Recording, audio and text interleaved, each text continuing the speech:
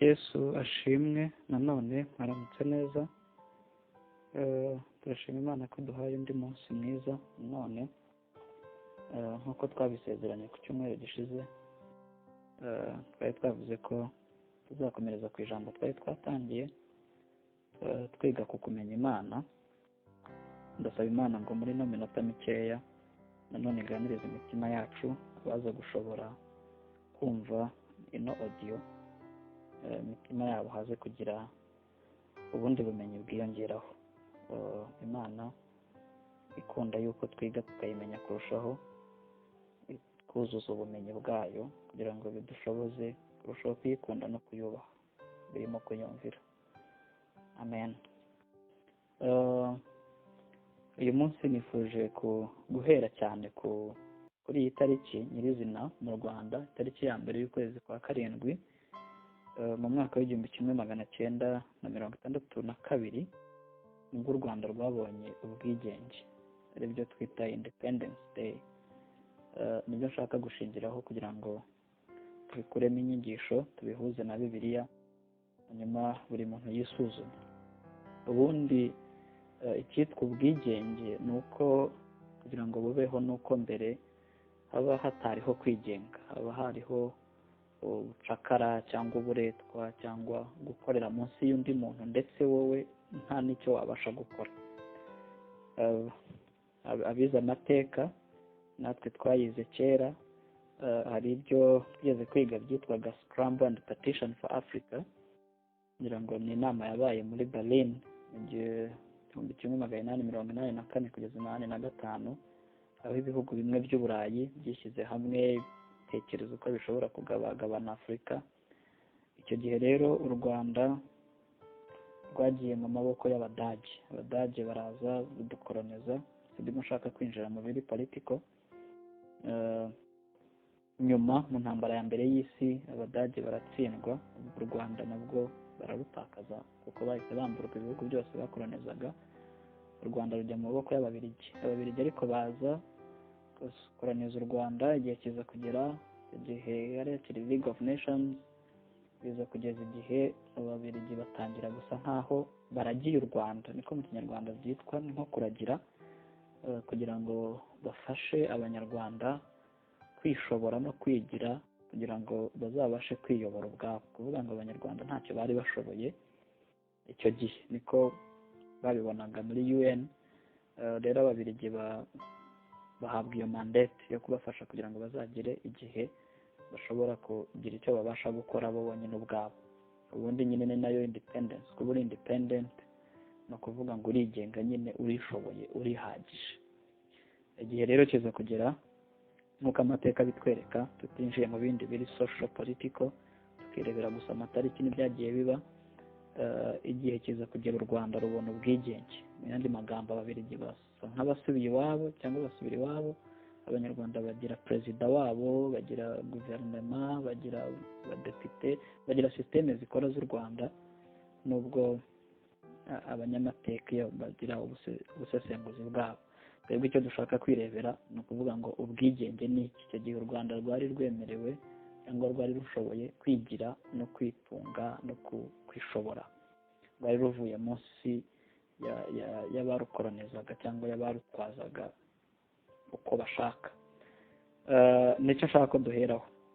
Hari inkuru imwe njya numva, iyo abacakara bari muri Amerika bakora mu bishanga bahinga ibisheke byavagamo isukari. Noneho haza gutorwa itegeko, kugira ngo byari biyobowe na Martin Luther aharanira ubwigenge bw'abirabura. Baza gutorwa itegeko y'uko ubucakara bukurwaho. Hanyuma bamwe mu bacakara b'abirabura bari muri ibyo bishanga by'ibisheke ntibamenya ko iryo tegeko ryatowe.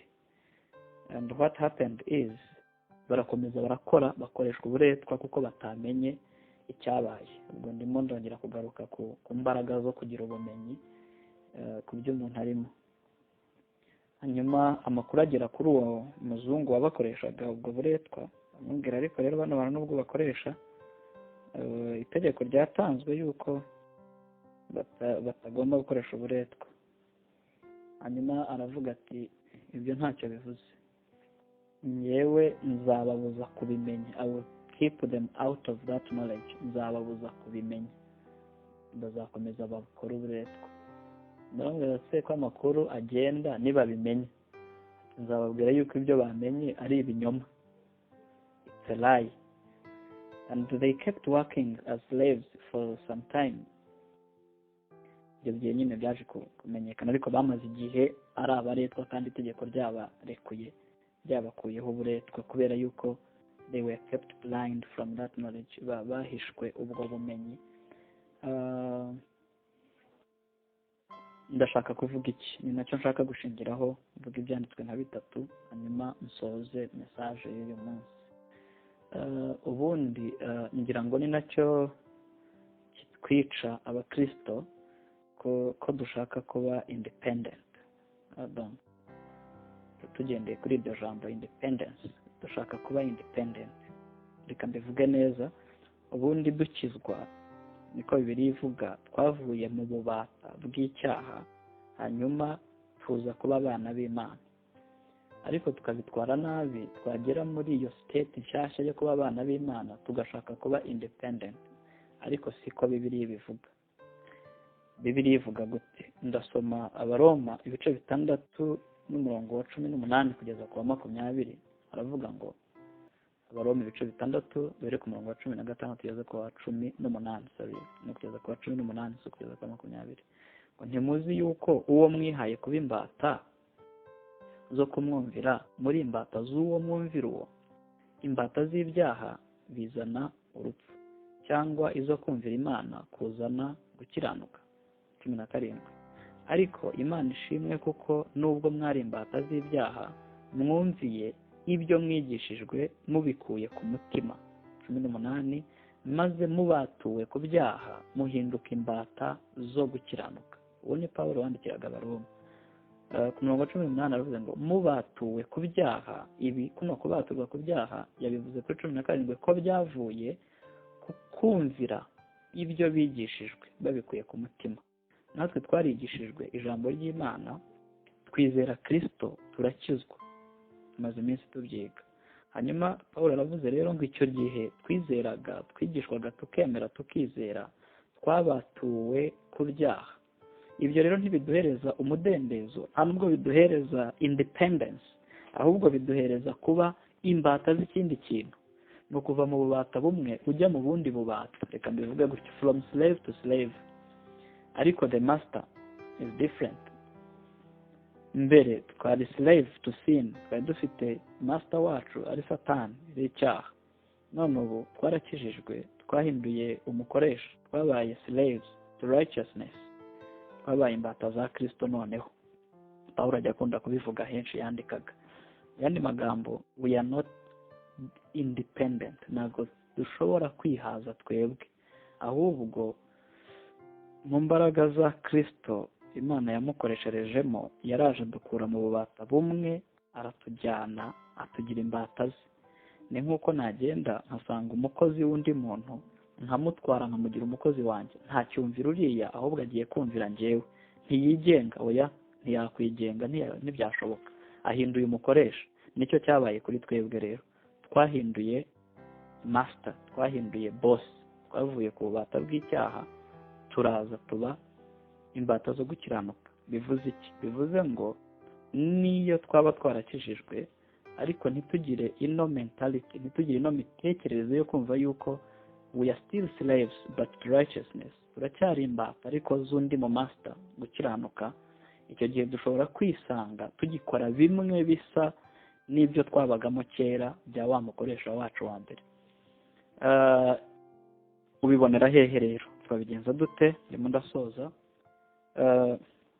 Iyo usomye mu Bakorinto ba mbere 10:31, nanone Pawulo, uyu munsi ndakoresha Pawulo gusa, Pawulo yarabandikira ababwira ngo namwe iyo murya, aho ni mu Bakorinto ba mbere 10:31, namwe iyo murya cyangwa munywa cyangwa mukora ikindi kintu cyose, mujye mukorera byose guhimbaza Imana.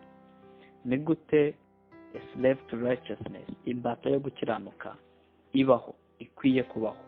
imbata yo gukiranuka ikwiye kumva yuko ibyo ikora byose, mu yandi magambo reka mbivuge neza, umukristo akwiye kumva yuko ibyo akora byose, hano Paul yabaye detailed, aravuga ngo byaba kurya, byaba kunywa cyangwa ikindi kintu cyose, umukristo agikorere guhimbaza Imana.